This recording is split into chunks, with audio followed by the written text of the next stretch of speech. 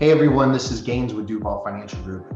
I want to share a few things that I would normally share on Financial Fact Friday, but based on some discussions that I've had today, I think that it's just important to share this type of information pretty often. So no script here, not 100% sure where I'm going to go with this, but I think these are some important financial facts that people need to realize. So a lot of people don't understand just how bad a market crash affects their portfolio and what it takes to recover. And the reason why most people don't understand that, or they've just forgotten about it, is that we have had a heck of a ride with the market. We're going to talk about the S&P 500 today, but the last 10, 12, 13 years have just been phenomenal.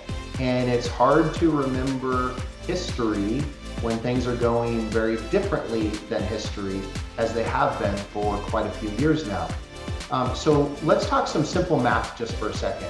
So sometimes when the market goes down, let's say 40%, people think that, well, I just need the market to come back up 40% and my money is even. And since it went down really quickly, it's probably going to come back up really fast and everything's going to be okay. But when you do simple math, when something goes down 40%, it doesn't take 40% to get it back to even. It takes over 60% for that to happen.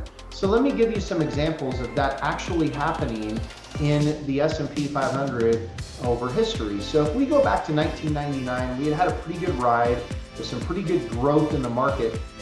And then in 2000, the market went down, or the S&P 500 went down about 10%.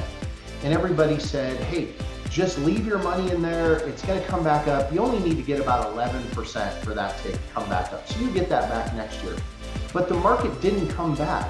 It continued to go down. It went down an additional 13% that following year. So now people's portfolios were going down 2 years in a row, and now it's really starting to add up. And in 2002, the same thing happened. It went down another 23%. So from 2000, 2001, 2002, most people's portfolios had gone down over 40% in those 3 years. So not only had it gone down, but they lost 3 years of growth.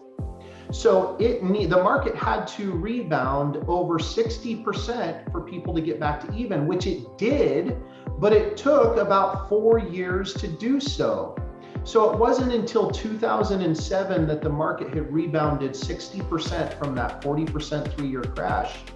And now here we were at the end of 2007-ish, back to where we were in 1999. So 8 years, 7-8 years had gone by, and the S&P 500 was back to normal. And then we all know what happened in 2008. The market went down about 40% in 2008, which absolutely destroyed people's portfolios. I have family members that had to come out of retirement because they had left their money in the stock market and thought that was going to be safe because they were used to this good ride that we were going through.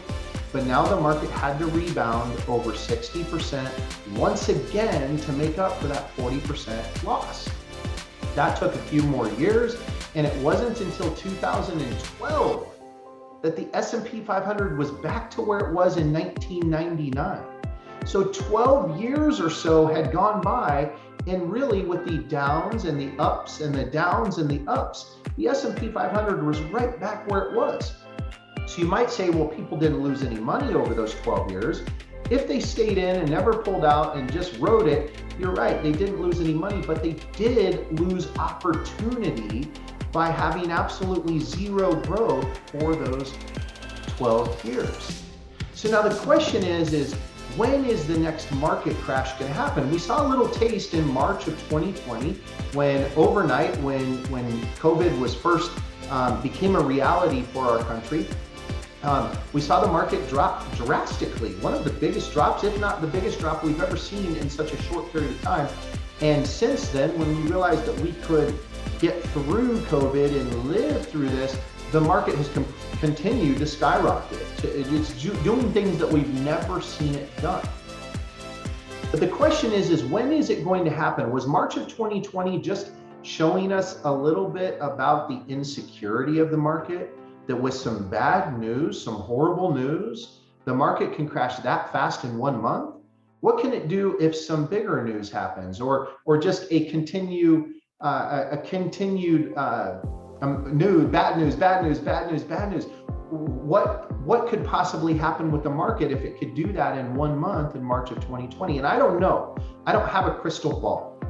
But one of the things that we really focus on in our firm, and you should discuss this with whoever handles your money, is how do you protect your growth? So when the market goes up 10%, 8% the next year, 20% the next year, and you've got all this great growth, how do you protect that growth now to make sure that it never goes down? And that's our main focus.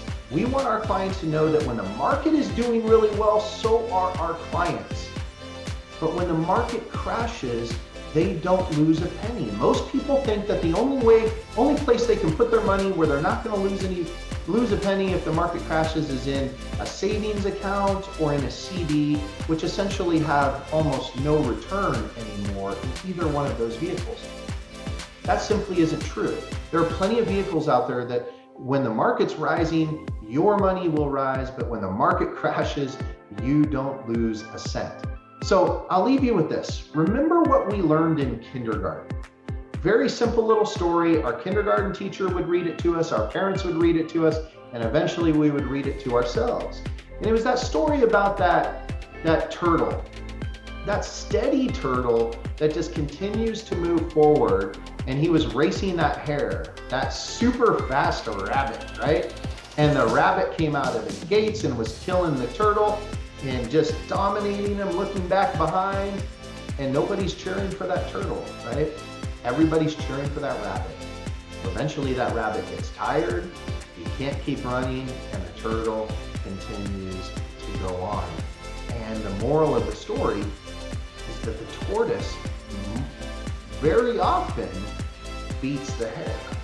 So think of that story when you decide where you should put your money, and be prepared that when the next crash does come, and if it's 40% or 50% or whatever it is, you've got to get a much larger number to rebound. And I will truly leave you now with one more mathematical equation. If I've got $100 in the market, and the market goes down 50%, I've got $50. Let's make that bigger. Let's talk about your 401k. If you've got $100,000 in your 401k and the market crashes 50%, easy math, you've got $50,000. So I just need the market to come back up $50,000. Well, if the market's going to come up 50,000 from my 50,000, that's doubling my money. That is 100% return. So in a 50% downfall, you have now got to get 100% return just to get you back to even. Hope this has been valuable information. I hope you have a great rest of your week, and stay blessed.